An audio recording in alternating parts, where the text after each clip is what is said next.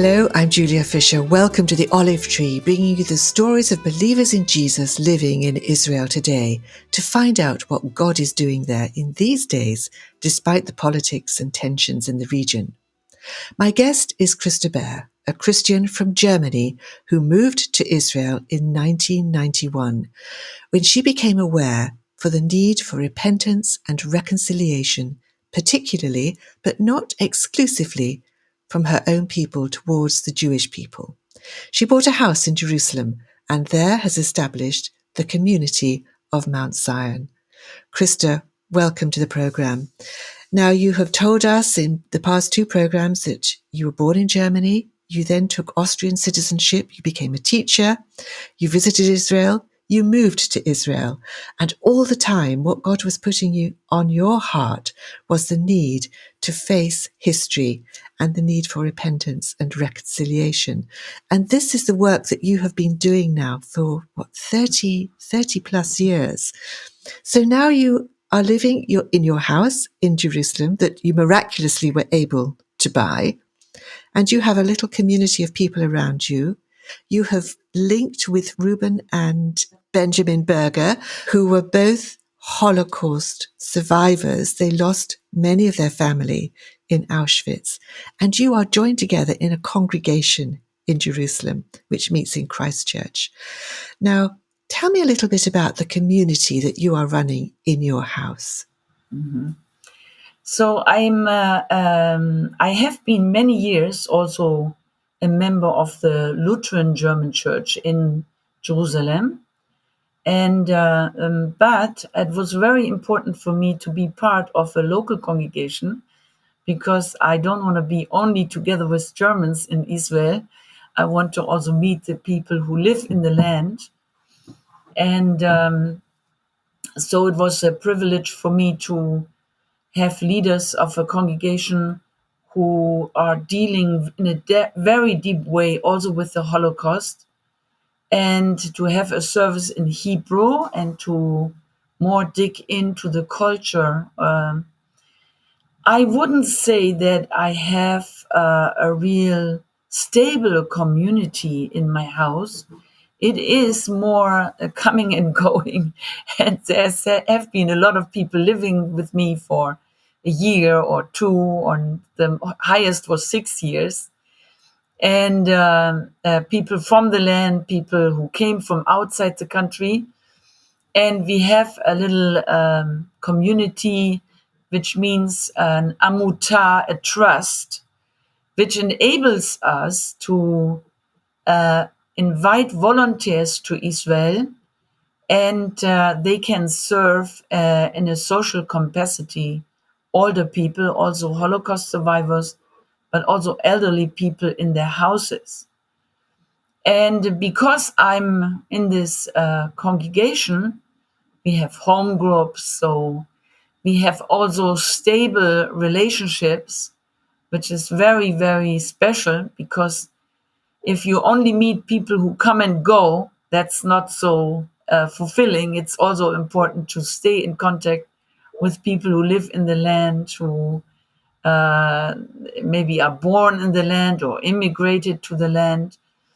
And for me, it was also very, very special that maybe after 10 years being in Israel, I finally met Holocaust survivors who suffered in the camps. They were, of course, already older, and they actually started with me together this trust, with the goal to spread the news that this really happened, to stand against anti-Semitism in our time. And they were members of this trust until maybe their age was 93. And then they said, we are now a little bit too old, so they moved out.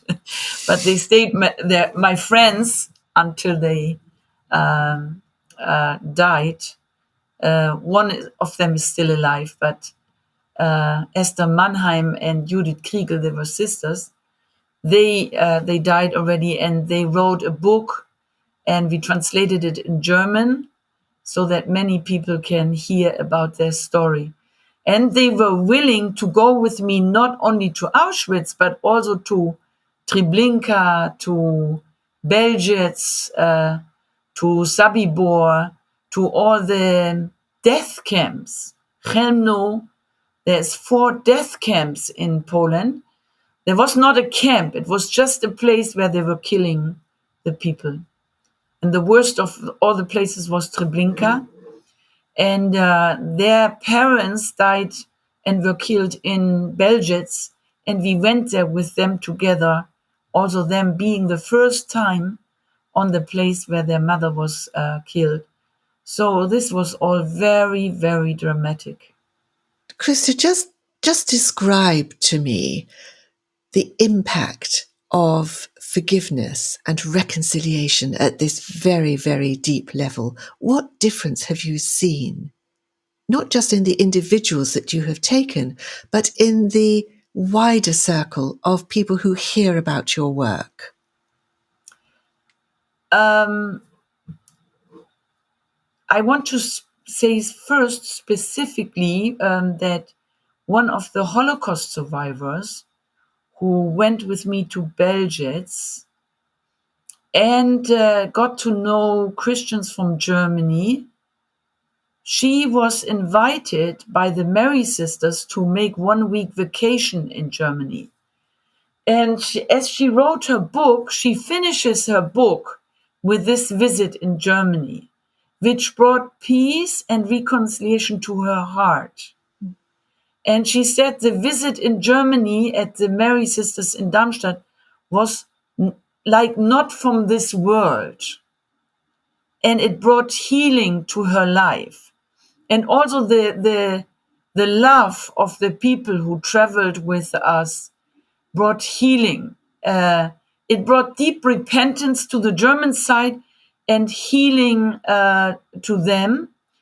And I have to say that I think it, for those people who came to these journeys or who visit in Israel, it doesn't leave a constant sense of guilt, but it does leave a constant sense of responsibility that we are not allowed to be quiet again, that we are really having a task and a calling to stand out to any kind of anti-Semitism manifesting in our time. And this is what should actually really happen. Also, young people can get it. You don't have to be an older person. If you understand this priestly calling, standing in the gap for your nation, you can be even young and you understand it, like the prophet Daniel, who was also young, and he stood in the gap for the sin of Israel. And I have seen great changes in lives. And maybe as one example, I want to say that I went with one of these brothers, Benjamin Berger, together to Rwanda, where 94 the genocide happened to the Tutsis. And they really received our testimony that a Jew and a German were talking about reconciliation. And there was, at the second visit, there was a real breakthrough. And they also experienced deep reconciliation between Hutus and Tutsis. So this principle of confessing, asking for forgiveness, it can be also transported or shared with other nations and with other groups of conflict. So there is really forgiveness and there is a new beginning if we are willing to deal with the history and to face really what happened. It's so interesting as well that just the fact that you are standing side by side with a German, with a Jew who has lost their family in Auschwitz, just the fact that the two of you are together is a testimony in itself. Now, I also know, Christa, that you're very involved with Arab Christians and Palestinian Christians as well. You're very involved with prayer and Bible study with them also. So reconciliation is a way of life for you, isn't it? Yeah, I mean, there's different levels. We had many years, not in the moment, but we had a group between Protestants and Catholics and Messianic Jews. We had every month a meeting, and also with the Arab brethren. At that time, as we started 30 years ago, it was maybe also more new that Messianic believers and Arab believers meet.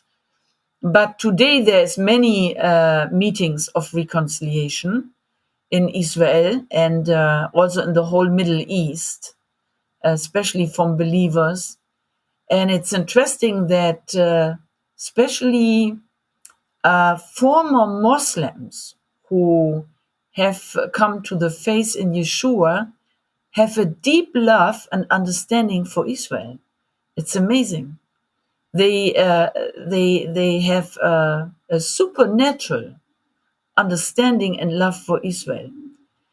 And we continue in some personal relationships. We also meet actually this coming week.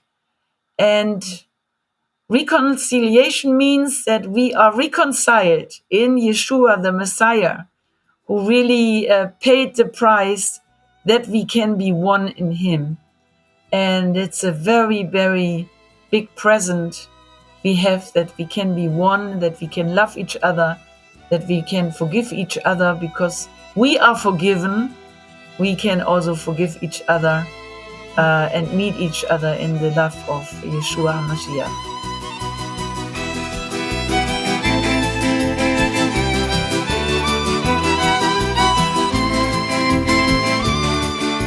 The Olive Tree Reconciliation Fund is a Christian charity based in the UK that supports the needs of both Jewish believers and Arab or Palestinian Christians living in Israel and the wider Middle East.